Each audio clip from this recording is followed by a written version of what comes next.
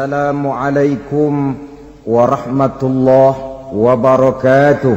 Waalaikumsalam warahmatullahi wabarakatuh.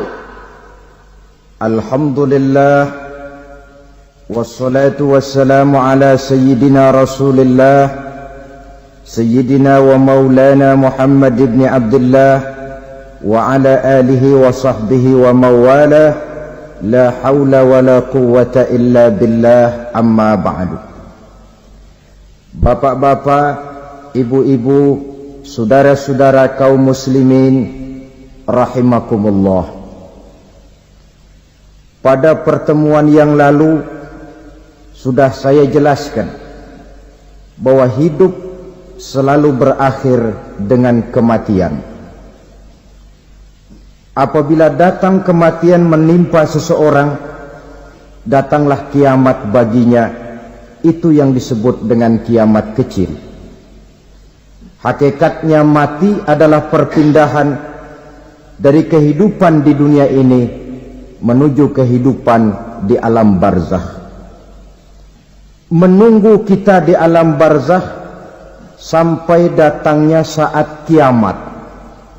Entah 10 tahun, entah 100 tahun, entah 1000 tahun, hanya Allah saja yang maha tahu. Adapun orang-orang beriman yang melakukan amal kebajikan dalam kehidupan di dunia ini, masa penantian yang lama di alam barzakh buat mereka sebentar saja. Tetapi bagi orang-orang kafir yang ingkar, yang tidak beriman kepada Allah, yang hidup di dunia cuma menumpuk-numpuk dosa, tentu penantian di alam barzakh akan merupakan waktu yang sangat lama. Bukankah dalam kehidupan kita waktu itu memang relatif? Contoh misalnya, bagi pemuda-pemudi yang sedang duduk asyik memadu cinta, waktu 4-5 jam saja rasanya cuma 4-5 menit. Tenggelam oleh keasikan. Tapi buat orang yang berbaring di rumah sakit, meratap di balik-balik apa itu tembok derita kata lagu, di balik dinding-dinding penjara, sehari bagai seminggu, seminggu rasa sebulan, sebulan boleh jadi rasa setahun. Penantian yang sangat lama. Kapan kiamat itu akan datang? Ini rahasia Allah. Jangankan kita yang orang awam, baginda Nabi sendiri tidak diberitahu oleh Allah kapan kiamat itu akan terjadi. Tetapi sungguh pun demikian, banyak hadis-hadis yang menjelaskan ciri atau tanda-tanda datangnya kiamat. Nah, kalau sudah bicara soal tanda kiamat itu ada dua. Pertama yang disebut alamatus sughra, tanda-tanda kecil. Ini waktunya masih ada tenggang. Ada yang dinamakan alamatul kubra, tanda-tanda besar. Artinya kiamat sudah diambang pintu.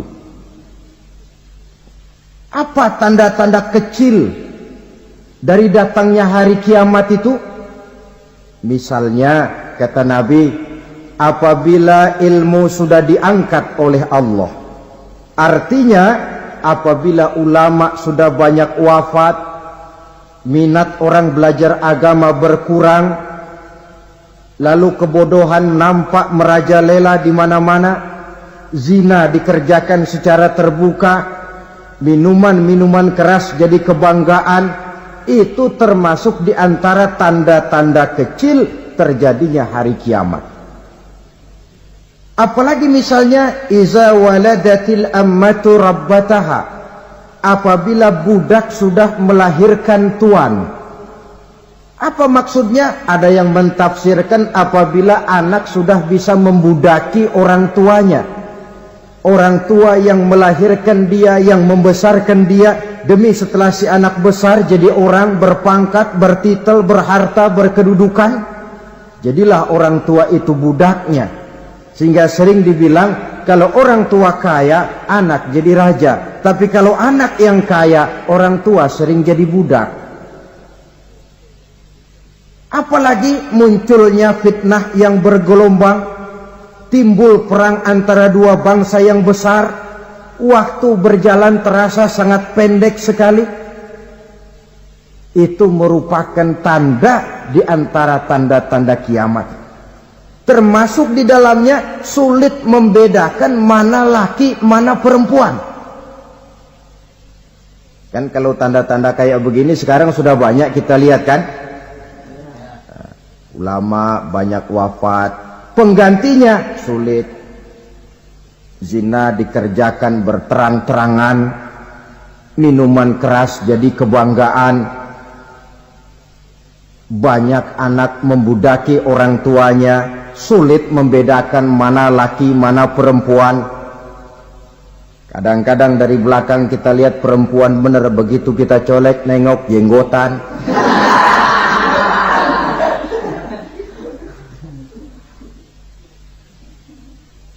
Ini termasuk tanda-tanda kecil. Masih ada tenggang sampai akan terjadinya kiamat itu. Nah, yang dimaksud dengan tanda-tanda besar, ini tanda besar artinya kiamat sudah di ambang pintu. Pertama, matahari terbit dari sebelah barat. Apabila matahari sudah terbit dari arah sebelah barat, tertutuplah sudah pintu taubat. Bersabda Nabi kita, la taqumus sa'atu hatta tatlu'a syamsu min maghribiha. Tidak akan datang hari kiamat sampai matahari terbit dari arah sebelah barat. Fa iza tala'at, manakala matahari telah terbit dari arah sebelah barat, wara'ahan nasu, manusia banyak menyaksikan itu, amanu ajma'un, mereka pun lalu beriman. Yang tadinya kafir, yang tadinya ingkar, yang tadinya membangkang, setelah melihat matahari terbit dari sebelah barat, buru-buru beriman, berlomba-lomba mengucap dua kalimat syahadat. Tapi apa yang terjadi? Kata Nabi, wadzalika hina la yanfa'u nafsan imanuha lam takun amanat min qabl. Hari itu adalah hari yang iman sudah tidak berguna lagi bagi seseorang apabila sebelumnya memang dia tidak pernah beriman. Au kasabat fi imaniha khaira, atau beriman tetapi tidak pernah melakukan kebajikan di dalam keimanannya itu. Hari yang sudah kasib, hari yang sudah terlambat, beriman tidak akan ada gunanya lagi. Ini pelajaran buat kita. Sebelum sang surya terbit dari sebelah barat, sebelum nafas sampai di tenggorokan, artinya pintu taubat masih terbuka. Kalau dua hal itu sudah terwujud, nafas sudah sampai di kerongkongan atau matahari sudah terbit dari arah sebelah barat, tertutuplah sudah pintu taubat. Tak ada lagi gunanya pangkat, jabatan, harta, bahkan beriman pun dalam suasana macam itu. Too late, kata orang Kulon. Sudah terlambat. Matahari terbit dari arah sebelah barat. Itu tanda besar, artinya kiamat sudah di ambang pintu. Lalu apalagi tanda besar? Munculnya Dajjal. Dajjal artinya pendusta-pendusta yang menyesatkan manusia. Ada dua macam Dajjal, saudara. Ada Dajjal kecil. Ini Dajjal kelas teri. Kalau ini sejak zaman Rasulullah sudah ada itu. Tiap zaman ada. Di zaman Rasulullah misalnya Ada yang bernama Aswad al-Unsi dari Yaman. Ada yang namanya Musailamah al-Kazzab dari Yamama. Ada yang namanya Ibnu Sayyad dari Madinah.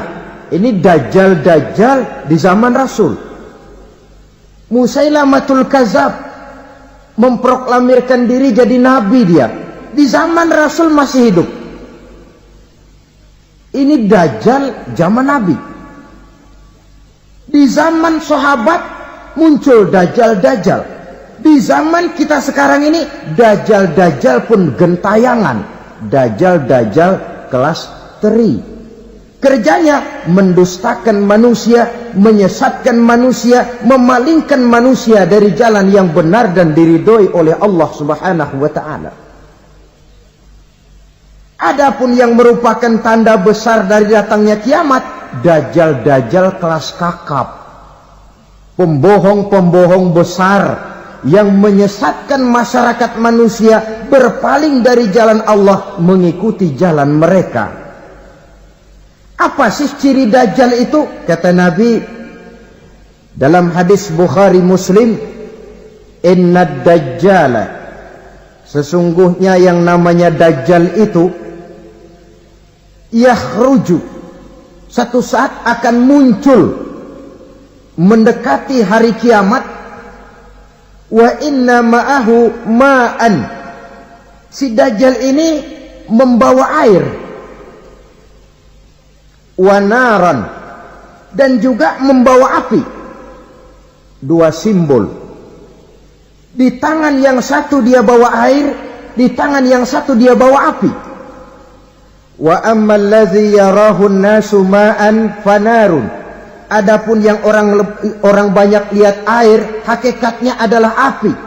Yang dilihat api, hakikatnya adalah air. Oleh sebab itu, kalau api yang ditawarkan, ambillah air. Kalau air yang ditawarkan, pilihlah api. Maksudnya apa ini? Ini bahasa simbol, saudara-saudara. Dajjal bicaranya seolah-olah untuk kepentingan manusia, menawarkan surga. Surga yang dia tawarkan hakikatnya neraka.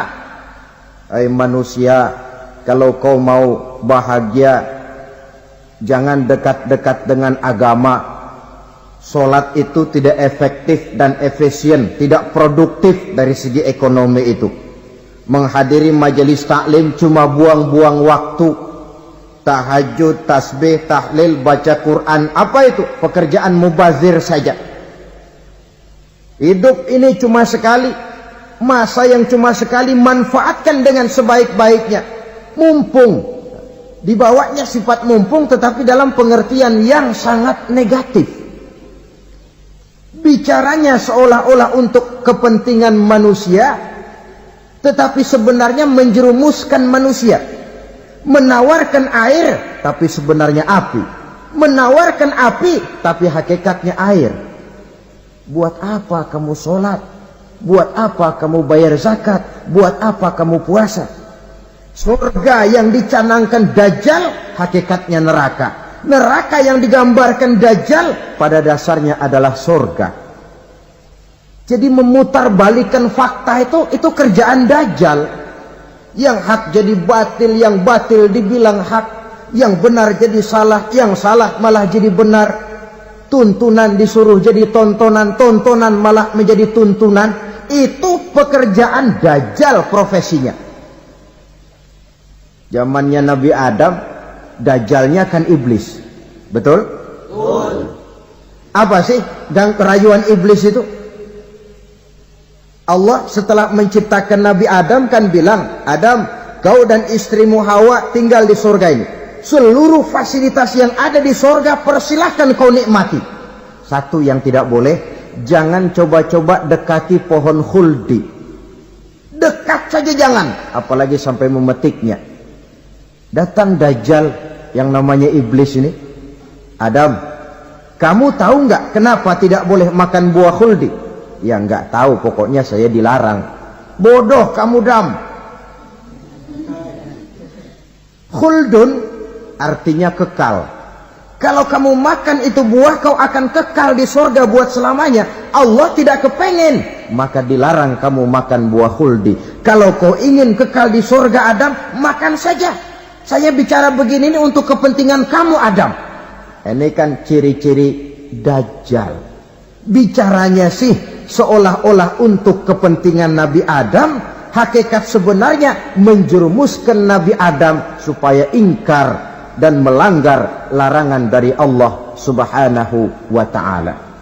Jadi setelah muncul Dajjal, timbul kekacauan-kekacauan di masyarakat. Banyak yang terpengaruh, terpedaya dan terpesona. Termasuk mereka yang memproklamirkan diri jadi nabi. Mereka yang memproklamirkan diri jadi rasul di zaman sesudah Rasulullah wafat, itu adalah Dajjal-Dajjal. Maka saya ingatkan, kalau di zaman kita sekarang ini ada orang ngaku jadi nabi, ada orang ngaku jadi rasul, biar bahasa Arabnya kental,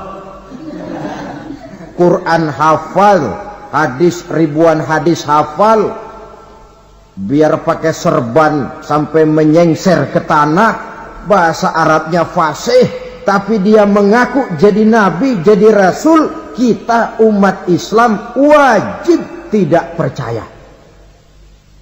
Wajib untuk tidak percaya. Itulah Dajjal-Dajjal zaman kita sekarang ini. Tidak mustahil mereka datang mempengaruhi orang-orang awam supaya berpaling dari Rasulullah, mengikuti mereka. Nah, di akhir zaman nanti, mendekati hari kiamat, Dajjal ini muncul, Dajjal kelas kakap, menyesatkan masyarakat manusia untuk berpaling dari Islam, mengikuti seruan mereka. Apalagi di antara datangnya kiamat itu, tanda yang besar itu, turunnya Nabiullah Isa Al-Masih, putra Maryam. Menurut berbagai hadis yang sahih, Nabi Isa Al-Masih nanti akan turun lagi. Tidak membawa risalah yang baru, tapi meluruskan risalah Islam ini yang telah banyak ditinggalkan oleh masyarakat. Bahkan ada hadis menjelaskan beliau akan membunuh Nabi, mematahkan kayu-kayu salib, lalu melaksanakan haji dan umrah mengikuti syariat Nabi Muhammad, bukan membawa agama baru. Menjadi semacam mujaddid, reformer, menyelamatkan manusia dari bisikan Dajjal. Bahkan ada riwayat yang menjelaskan bahwa Nabi Isa berhasil mengalahkan Dajjal, mengembalikan masyarakat manusia kembali kepada ajaran Islam yang datang dari Allah, dibawa oleh Rasulullah sallallahu alaihi wasallam. Dengan kata lain, turunnya Nabi Isa bukan sebagai nabi dan rasul baru, tetapi mengikuti syariat Nabi kita Muhammad sallallahu alaihi wasallam. Saudara hadirin, ibu-ibu hadirat yang saya hormati, kemudian apalagi di antara tanda-tanda besar akan datangnya kiamat itu? Keluarnya asap atau awan. Kata Nabi, inna min asrati sa'ah dukhanan yamla'u ma bainal masyriqi wal maghrib. Di antara tanda-tanda kiamat, munculnya awan atau asap yang memenuhi antara langit dan bumi. Ini pun diperkuat dalam surah Ad-Dukhan ayat 10. Fartaqib yauma ta'ti as-sama' bidukhanin mubin fayughshan nas hadza azabun alim. Bagi orang-orang yang beriman, mereka biasa-biasa saja. Tapi bagi orang kufur, datangnya asap dan awan ini merupakan azab yang kelewat pedih. Barangkali sedikit mendekati gambaran tentang azab yang pedih ini, saya ingatkan alam pikiran kita kepada peristiwa yang belum lama terjadi. Pernah dengar berita bocornya reaktor nuklir di Chernobyl, Uni Soviet? Pernah dengar? Nah. Bocornya reaktor nuklir di Chernobyl yang mengakibatkan ratusan bahkan sangat mungkin ribuan nyawa. cuma 1 reaktor. Bagaimana kalau seluruh cadangan nuklir yang dimiliki oleh para negara adikuasa ini diledakkan? Bahkan yang konon menurut catatan, cadangan nuklir yang dimiliki bersama oleh Amerika dan Rusia sekarang ini sudah sanggup memusnahkan 6 miliar manusia. 1,5 kali lebih banyak dari jumlah manusia yang nongkrong di permukaan bumi ini. Saudara-saudara hadirin yang saya hormati, lalu saat mendekati hari kiamat, apalagi tandanya? Setelah Nabi Isa wafat, pada saat turunnya yang kedua kali, lalu Allah meniupkan angin sejuk.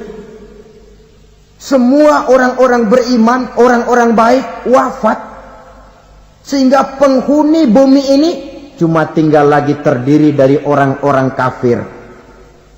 Tidak ada lagi di bumi ini yang bisa mengucapkan Allah. Sehingga dalam hadis qudsi itu ada keterangan, innallaha azza wa jalla yaqulu li Israfil. Allah pernah pesan kepada malaikat Israfil, kata Allah, Israfil, iza sami'ta qailan yaqul Allah Allah fa akhirin nafakh 40 sanatan ikraman liqailiha. Hai Israfil, apabila kau dengar di permukaan bumi masih banyak orang yang mengucapkan Allah Allah, maka tunda sangkakala kiamat itu 40 tahun. Untuk apa? Ikraman liqailiha, menghormati orang yang mengucapkan Allah Allah itu.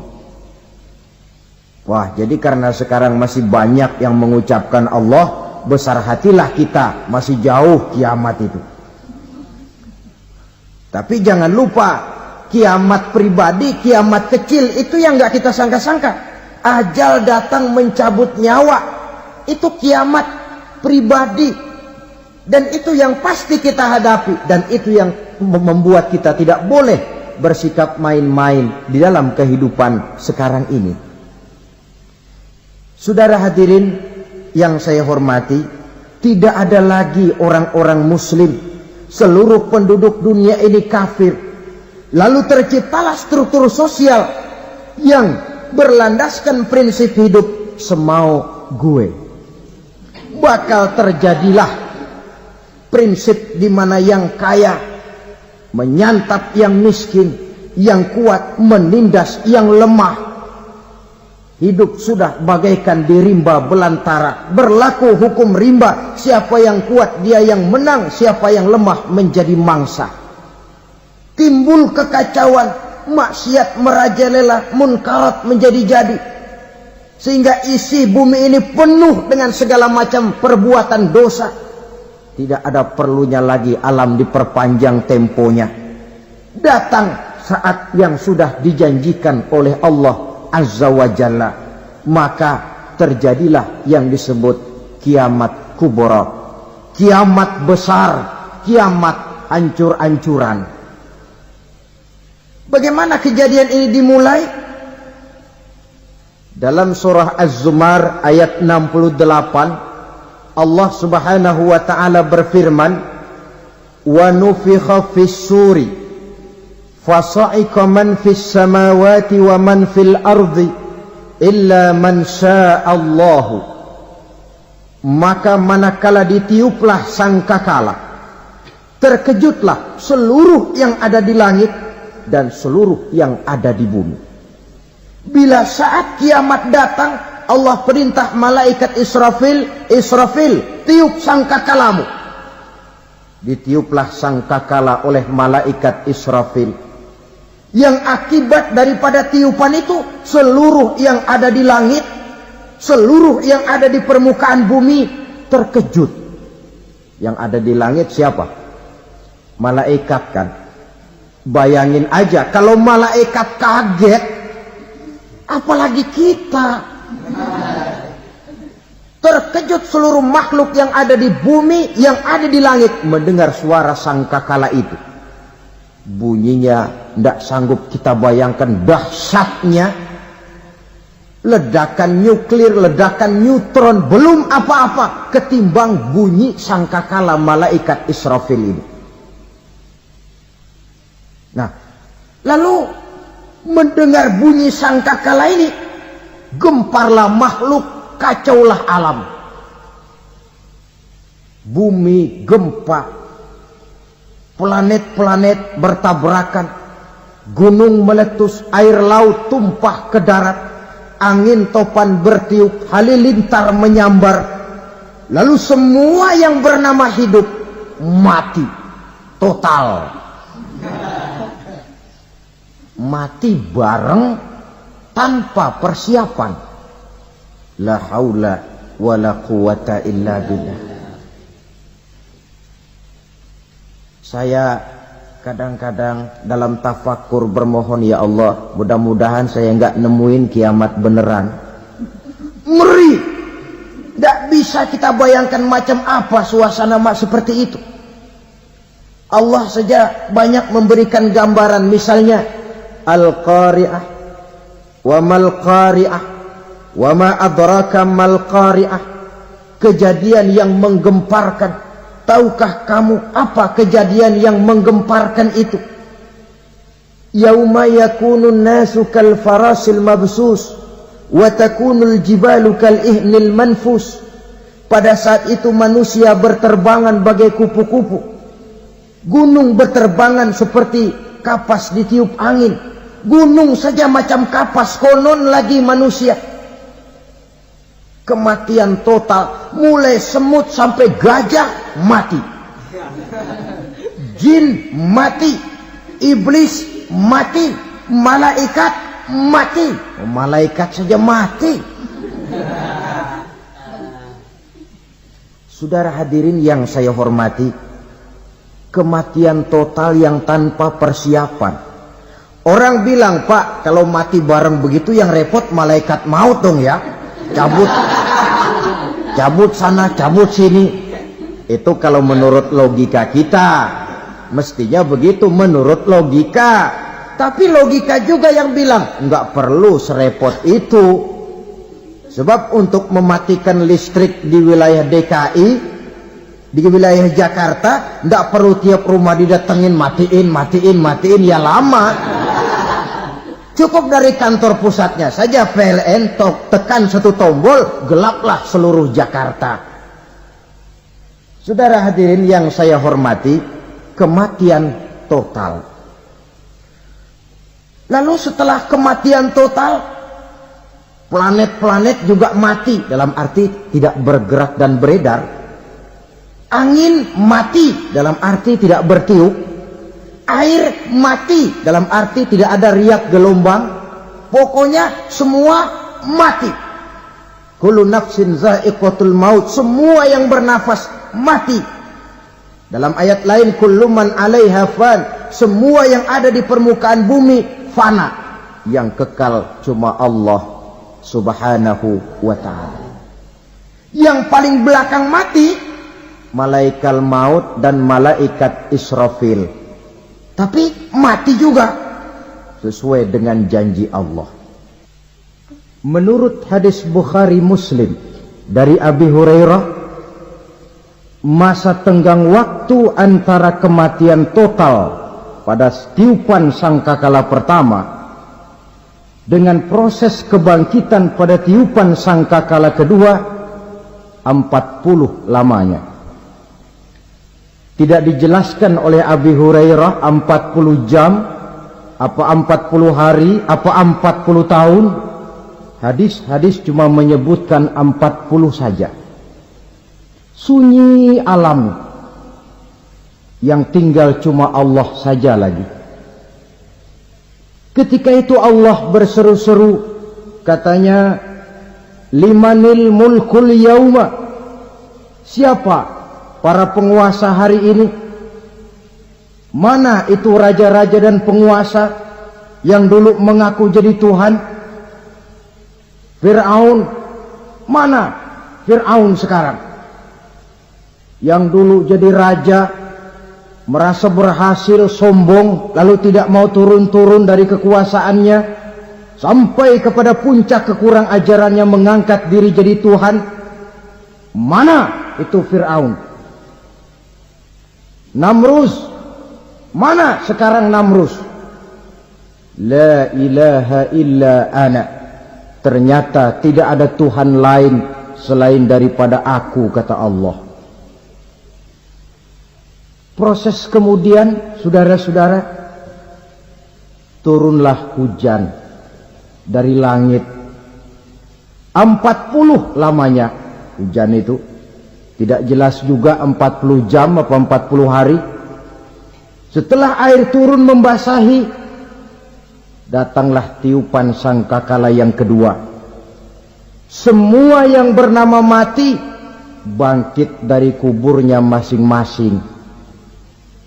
Ini yang disebut Yaumul Ba'thi, hari kebangkitan.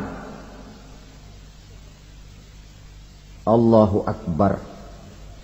Pada saat kita bangkit dari kubur kita masing-masing, kumpul di padang mahsyar namanya. Bayangin aja, saya sendiri nggak sanggup bayangin. Manusia sejak zaman Adam sampai zaman kiamat kumpul bareng di tempat sama. Berapa banyaknya itu?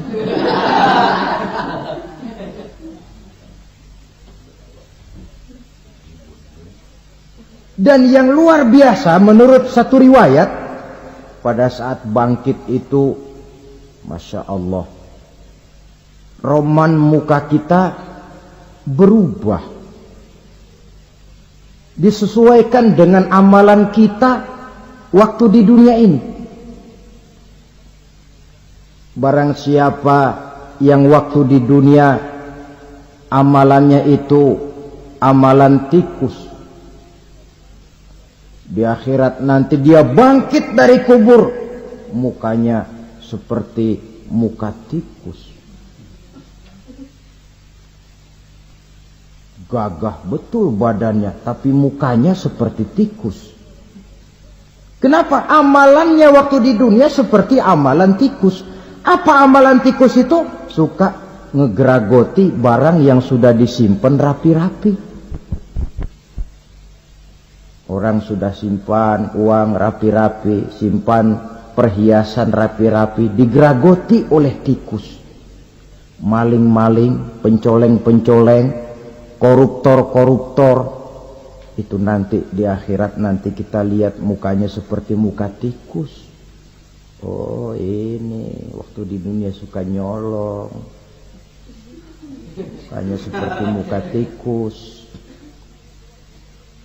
Barang siapa yang waktu di dunia ini amalannya itu amalan macan, dia akan bangkit nanti mukanya seperti muka macan.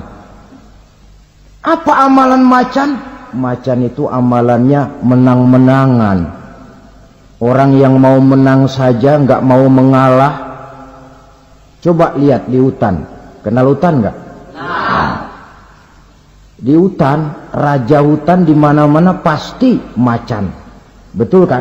Betul. Padahal hutan belum pernah bikin pemilihan umum.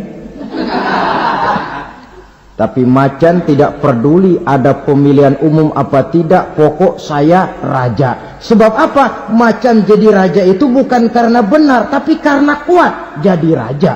Setelah dia jadi raja, rakyat hutan yang mesti dilindungi malah dimakan oleh raja macan. Kambing rakyat hutan dimakan oleh macan. Ayam rakyat hutan dimakan oleh macan. Itu nanti kita lihat di akhirat itu mukanya seperti muka macan, gagah betul. Lalu barang siapa yang di dunia ini amalannya itu seperti amalan anjing, nanti dia punya muka seperti muka anjing. Apa amalan anjing? Pertama, anjing itu kalau disuruh jaga rumah, dia tidak bisa membedakan mana maling, mana tamu. Biar yang datang maling, kalau bawa tulang, anjing kalem. Yang kedua, anjing itu akan setia kepada siapa saja yang memberinya roti. Siapa yang memberinya roti, itulah majikannya. Apa kata majikannya pasti dia laksanakan. Soal benar atau salah dia tidak peduli. Setelah anjing dapat roti, dia tidak punya pilihan lain kecuali bilang, abdi mah kumaha juragan wae ayeuna mah.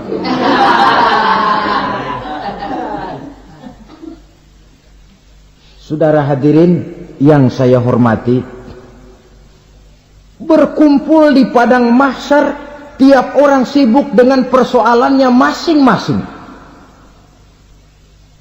Matahari waktu itu didekatkan oleh Allah, panas luar biasa.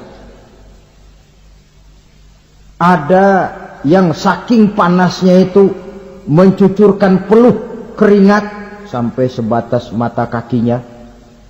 Ada yang keringatnya sampai sedengkulnya, ada yang keringatnya sampai sepusatnya, ada yang keringatnya mengalir sampai sebahunya, ada yang kelelap oleh keringatnya sendiri, sementara orang di sampingnya nggak apa-apa.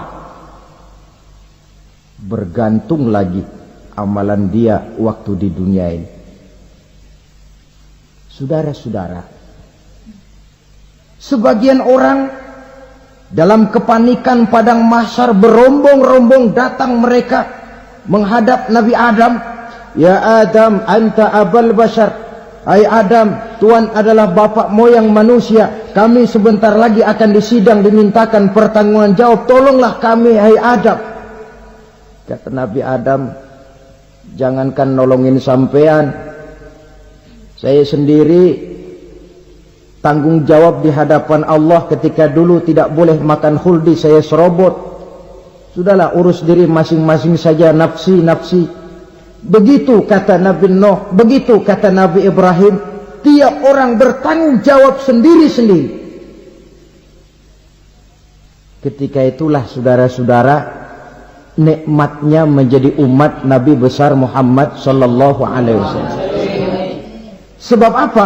Walaupun menurut abjad kita ini umat paling belakang, karena paling belakang kita ini toh, karena Nabi Muhammad adalah Nabi akhir, tapi akan dihisap lebih dulu, lewat di atas sirat lebih dulu, masuk surga lebih dahulu ketimbang umat-umat belakangan. Ketika Rasul mendekati ajal, beliau tanyakan itu kepada malaikat Jibril. Malaikat Jibril berkata, Muhammad jangan khawatir, Allah sudah berjanji, inni haramtul jannata ala sairil anbiya hatta tadkhulaha anta, wa haramtuha ala sairil umami hatta tadkhulaha ummatuka. Surga aku haramkan buat seluruh nabi kecuali kalau engkau Muhammad sudah masuk ke dalamnya, dan surga aku haramkan buat seluruh umat kecuali kalau umatmu Muhammad sudah masuk ke dalamnya. Logikanya, walaupun menurut abjad kita umat paling belakang, bakal dihisap paling dulu, lewat di atas sirat paling dulu, masuk surga paling dulu, kalau mampir ke neraka juga paling dulu. Ya resiko. Jangan mau enaknya aja paling dulu. Saudara hadirin yang saya hormati, setelah masa kebangkitan itu jangan dikira begitu bangkit langsung diperiksa. Masih menunggu menanti ribuan tahun perhitungan padang mahsyar untuk sampai kepada proses yang disebut yaumul hisab, hari perhitungan. Seorang demi seorang bakal dipanggil. Bayangkan saja, kita se-RT saja di absen, kadang-kadang perlu waktu lama. Ini manusia sejak zaman Nabi Adam sampai datang hari kiamat, satu demi satu disidang di hadapan Qadhi Rabbul Jalil. Status sosial copot sudah waktu itu. Yang pernah jadi hartawan di situ tidak lagi kelihatan kehartawanannya. Yang pernah jadi jenderal tidak lagi dipanggil jenderalnya. Yang ustadz tidak lagi dipanggil al-mukarramnya. Seluruh status sosial selesai. Dipanggillah kita seorang demi seorang menghadap Qadhi Rabbul Jalil. Bagaimana proses penghisaban itu? Pertama, proses tanya jawab. Di antaranya ada hadis menyatakan, lan tazula qadama 'abdin yaumal qiyamah hatta yus'ala an arba'i khisalin.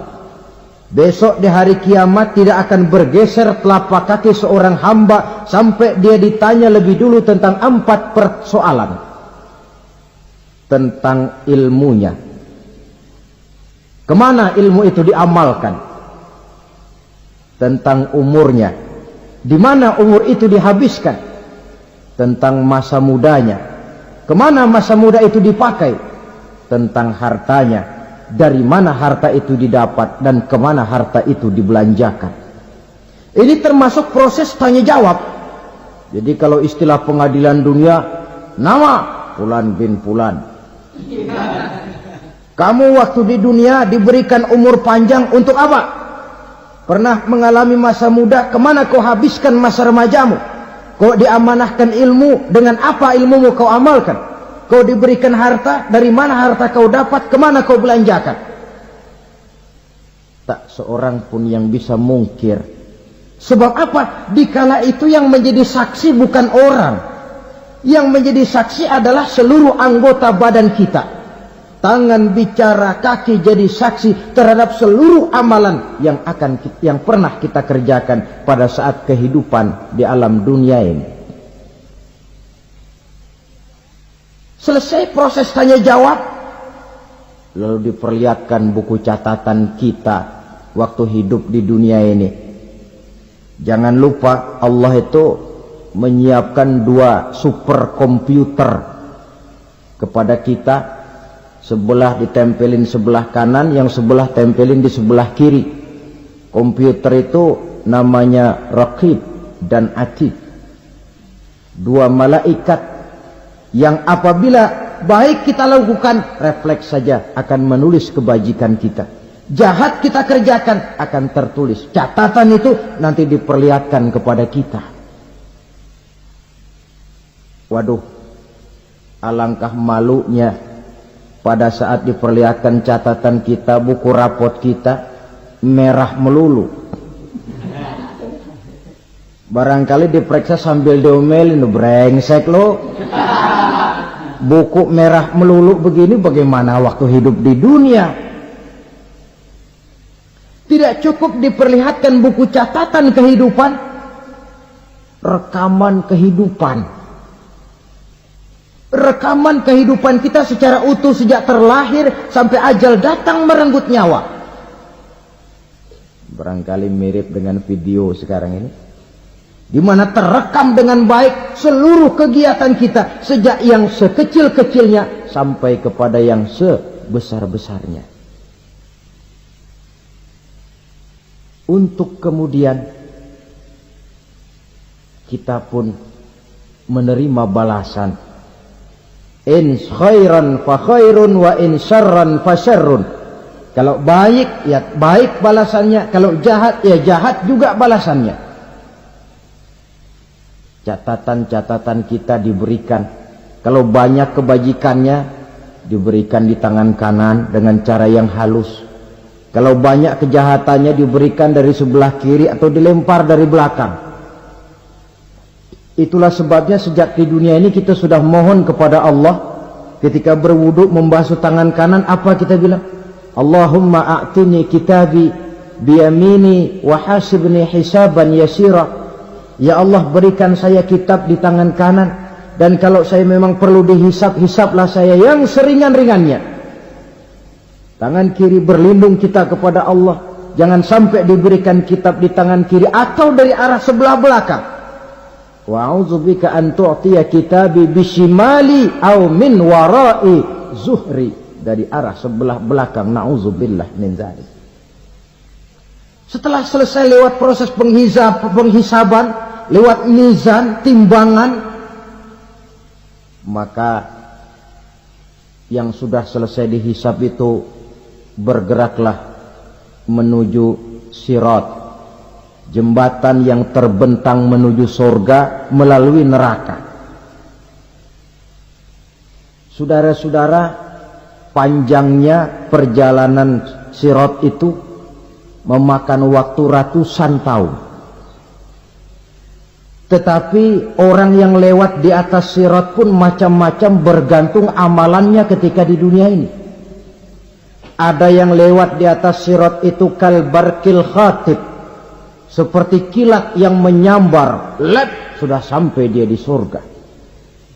Cepat bukan main. Ada yang lewat di atas sirat itu seperti orang lari-lari.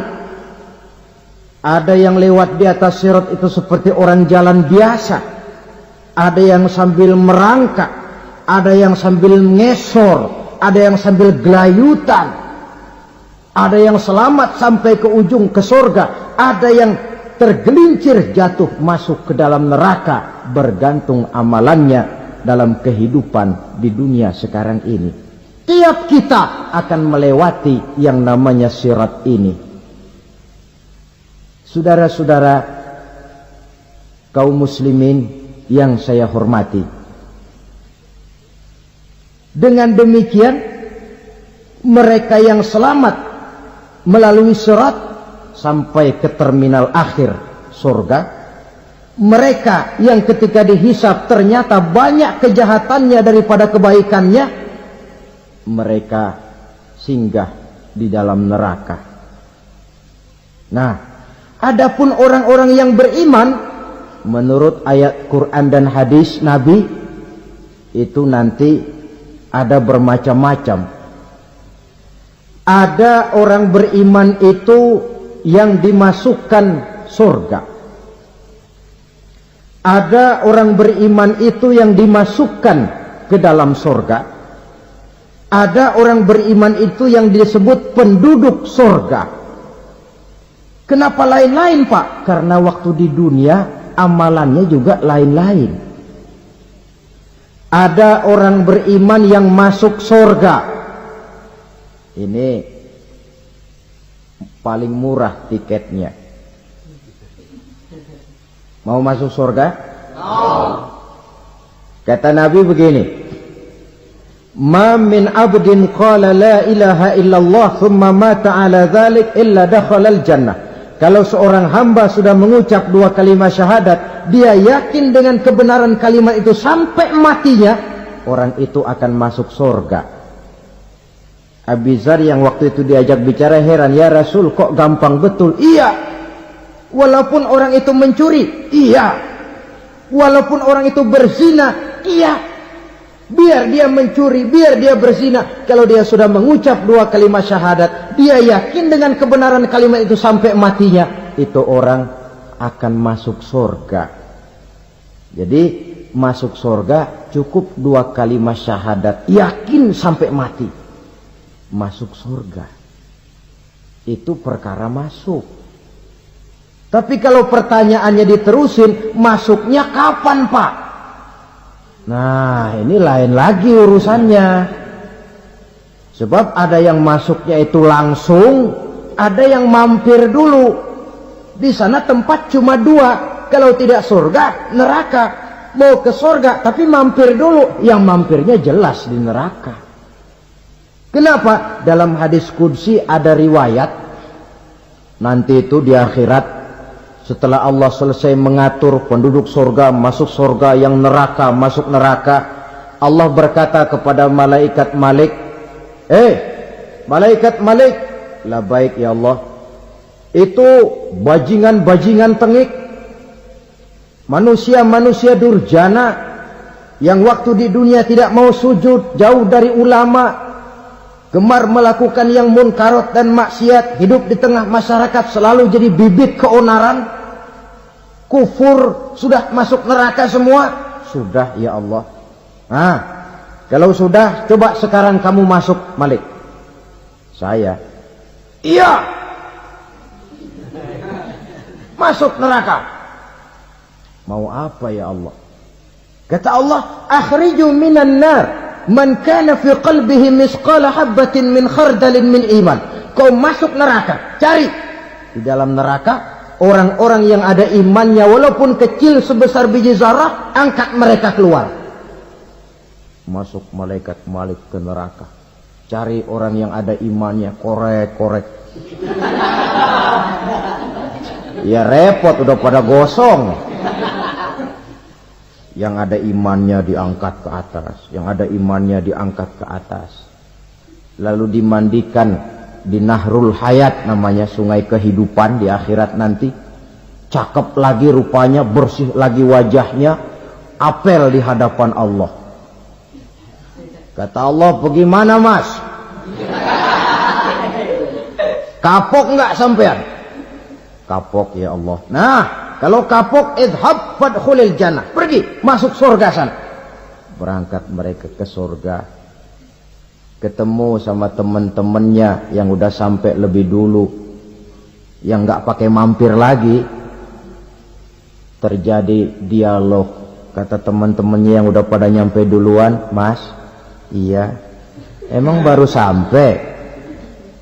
Saya baru sampai. Memang mampir di mana dulu mas? Kita sudah lama sampai di surga. Saudara buka surah Al-Muddathir ayat 34-35. Ma salakakum fis saqar? Kenapa kamu mampir di neraka Saqar? Qalu lam naku minal musallin. Mereka menjawab, kami mampir di neraka Saqar mas, gara-gara dulunya kami waktu di dunia tidak pernah sholat. Tidak pernah sholat? Tidak pernah. Kan rumahnya dekat masjid. Cuma dekat doang mas. Sholat mah enggak saya. Enggak pernah ngasih makan fakir miskin. Tidak pernah hadir di majelis taklim. Pendeknya tidak pernah melakukan kebajikan. Maka saya pun mampir di neraka Saqar. Untung betul saya punya iman mas, sedikit. Waktu hidup di dunia dulu saya pernah mengucap 2 kalimat syahadat. Sekali-kalinya waktu mau kawin. Masya Allah.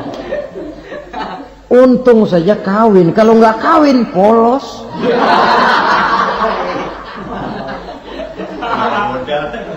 Itu juga pengulu sudah setengah mati ngajarin. Asyhadu alla, asyaduaan, asyaduaan.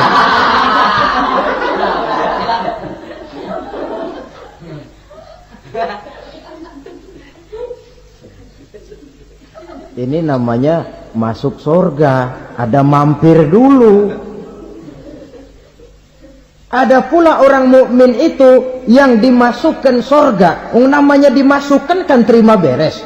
Saya masuk ke rumah, jalan sendiri, cari tempat sendiri. Saya dimasukkan ke dalam rumah, terima beres. Pokok ada di dalam, itu dimasukkan namanya. Nggak pakai mampir. Tapi tentu tiketnya lebih mahal ketimbang yang pertama tadi. Apa kata Allah?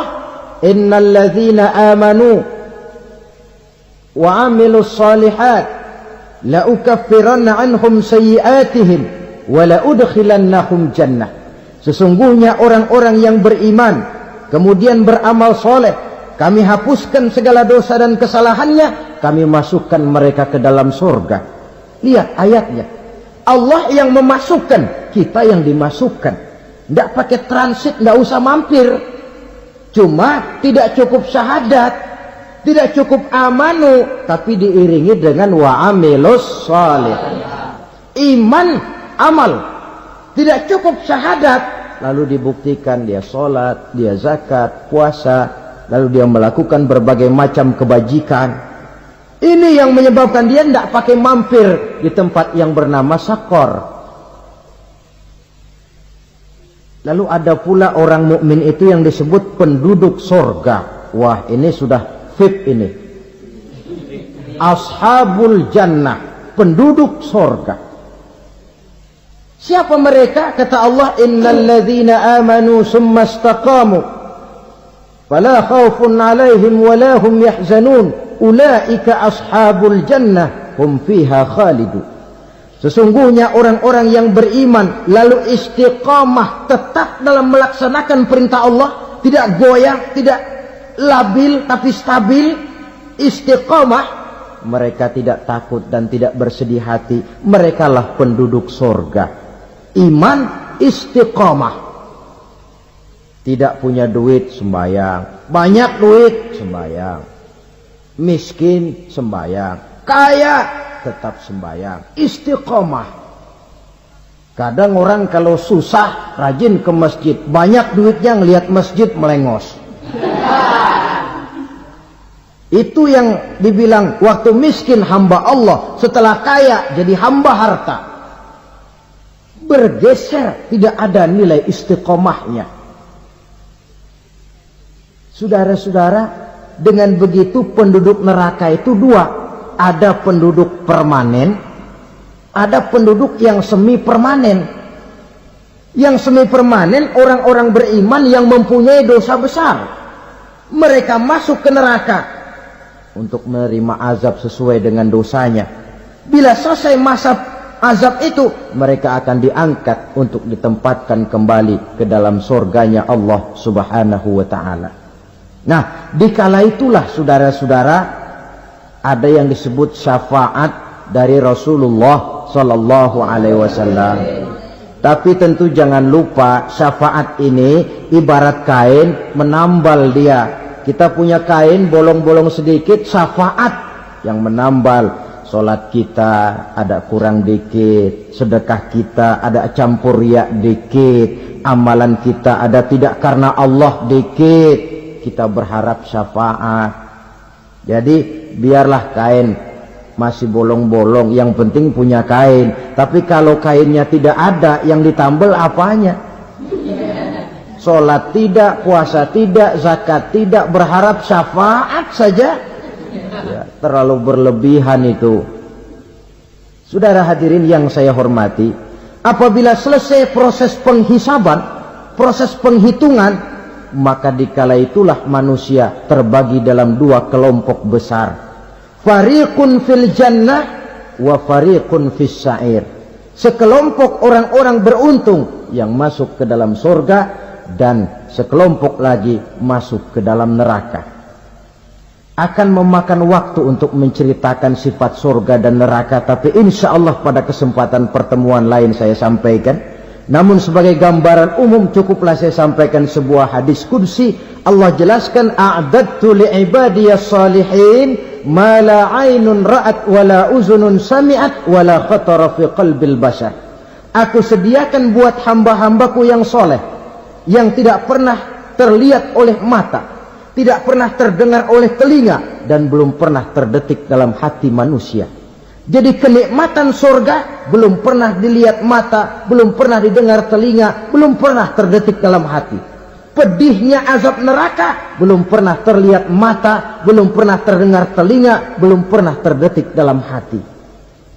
Saudara hadirin yang saya hormati, oleh karena itu, sebagai uraian akhir daripada kiamat ini, marilah sama-sama kita memanfaatkan hidup dengan sebaik-baiknya, supaya jangan timbul penyesalan di hari kemudian nanti. Mudah-mudahan kita seluruhnya diselamatkan Allah dari azab neraka dan mendapat surga dan ridhonya. Sekian dan demikianlah pertemuan kita kali ini.